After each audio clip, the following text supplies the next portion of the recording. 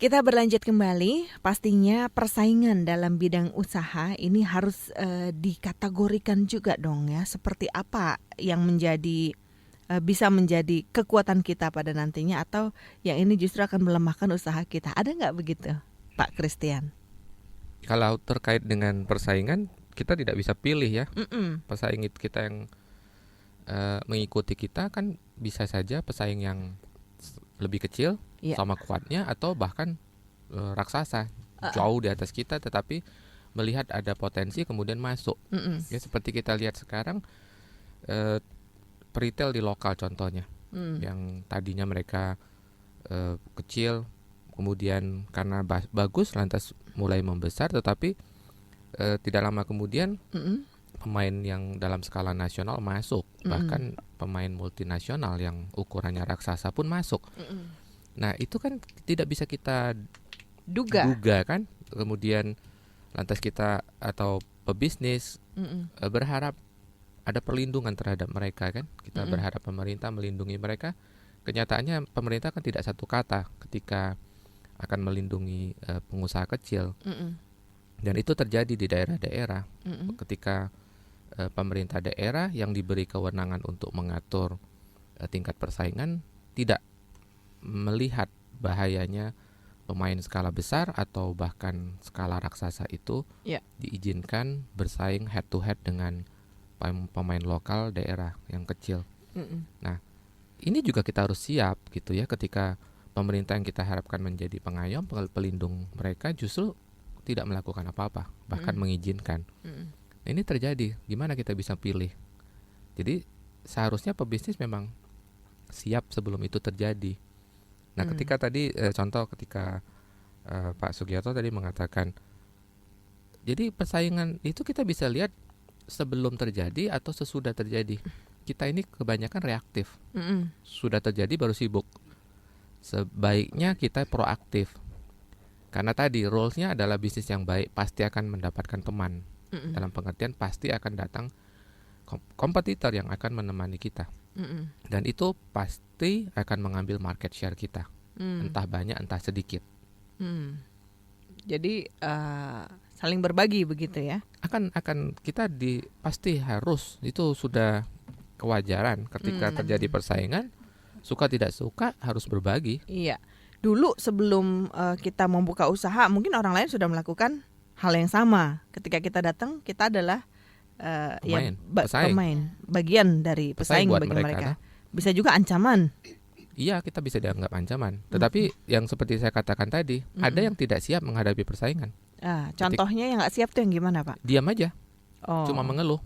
Oh gitu. Aduh, kenapa sih tambah bisnis lagi susah, yang dagang? Gitu ya, bisnis susah, persaingan tambah banyak, margin makin tipis. Nah, pada umumnya mereka yang mengeluh itu karena tidak siap. Jadi saya anjurkan sebenarnya formula menghadapi persaingan itu adalah kita harusnya bersiap sebelum persaingan itu tiba. Kemudian kita juga harus belajar.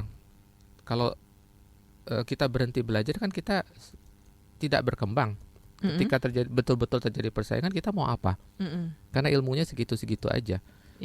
Dia tidak siap sehingga tidak merasa perlu untuk belajar. Kemudian apakah selama ini kita sudah melakukan yang terbaik? Nah, apa korelasinya? Melakukan yang terbaik adalah memberikan apa yang seharusnya diharapkan oleh konsumen. Karena ketika persaingan datang, konsumen yang tidak puas akan pindah. Karena barangkali itulah saat yang paling ditunggu oleh konsumen adalah datangnya pemain baru. Kenapa? Karena dia sebel dengan kita. Selama ini dia menjadi pelanggan kita karena tidak ada pilihan. Bayangkan itu. Jadi penting sekali bagi kita yang masih jauh dari persaingan adalah melakukan yang terbaik. Karena jika kita tidak melakukan yang terbaik, maka ketika terjadi atau datang pesaing, konsumen kita dengan gampang pindah kepada pesaing kita. Oke, Mbak Eti gimana menghadapi persaingan ini? Ada strategi-strategi yang selama ini sudah dijalankan? Menyambung pembicaraan Pak Kris ya, gitu memang sebetulnya kalau kita lihat sebetulnya tipikal dari masyarakat itu sendiri juga khas. Kalau saya lihat masyarakat Indonesia, apabila kita memiliki toko ataupun memiliki suatu produk di mana produk kita telah memberikan yang terbaik, biasanya loyalitasnya tuh tinggi gitu loh. Kita bisa ngeliat dari beberapa departemen store yang, ya saya nggak usah nyebutin lah ya nama departemen store-nya apa gitu, tapi saya lihat walaupun itu sudah, kalau saya bilang udah hancur-hancuran deh gitu, kondisinya tuh udah mati segan hidup tak mau. ya yang kadang-kadang listriknya juga mati gitu, padahal tempatnya juga besar sekali. Tapi kembali lagi saya lihat yang berbelanja di situ masih ada aja gitu loh. Jadi saya lihat sebetulnya masyarakat tuh kalau dia sudah suka, sudah seneng, itu loyal. Jadi buat teman-teman yang melakukan satu usaha di mana timbul suatu timbul pesaing, itu nggak perlu khawatir kalau kita udah melakukan yang terbaik gitu loh. Baik, Pak Sugiarto sendiri strategi menghadapi pesaing gimana selama ini yang sudah dijalankan? Sebetulnya persaingan ini kita pandang sebagai hal yang positif. Seperti yang sudah saya lakukan.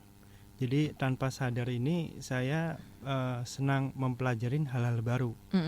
Seperti contohnya bagaimana cara pewarnaan pada batik, itu saya pelajarin sendiri. Lalu pewarnaan kain secara digital print pun saya pelajarin. Melukis di kain pun saya pelajarin.